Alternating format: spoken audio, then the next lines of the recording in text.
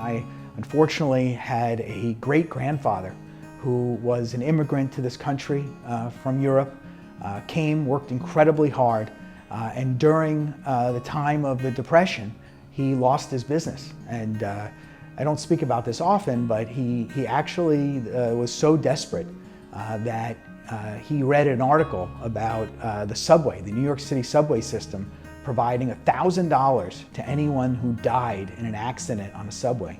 And he actually killed himself. This was not something my family spoke about, but this is something that I did family genealogy and history, and I found an article in a newspaper about him killing himself. And that was a jarring experience for me, and it made me recognize that the stress of money and the stress of losing wealth and not preserving it could be so intense that it could cause someone to actually take their own life. And that was something that I seriously thought about throughout my life. That this is something that it's a major responsibility to be able to help people ensure that their money lasts during their entire lives.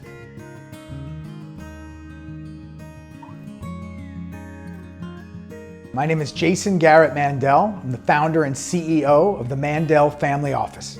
Growing up, I was always fascinated by the markets. My father did an interesting thing around the time of my bar mitzvah. He gave me an account and he said, "This is the only money that you will ever receive from me during my life. And if you manage it well, you'll have enough money to go to college. And if you don't manage it well, you'll have to maybe not go to college." And that was a lot of pressure for a young person, but it actually created a situation where I really started to take a love of the markets. And every week, my father and I spent time together studying the markets. When I was older, I decided that I wanted to be involved in some way in helping people manage their wealth. Initially, I thought I'd want to have business education. And then through the study of college, I saw there was a whole different path. And the path was a liberal arts education. So I ended up deciding against my father's recommendation. He was actually a professor of business. He said, "You got to go to a business school." But I actually disagreed. Probably the first time I ever really went against my father's wishes. Part of it was the empowerment, because we had been successful in managing the account that he provided me. So what I wanted to do was study history, because I recognized that through the study of history, I could potentially have a hand at predicting the future and help clients avoid some of the mistakes that occurred in the past.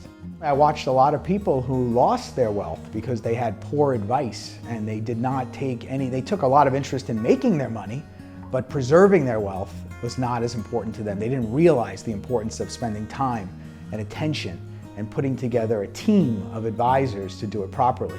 So what I wanted to do was help people. So it's not only about making it, it's about keeping it. And it's about keeping it in a way that's safe and doesn't create stress.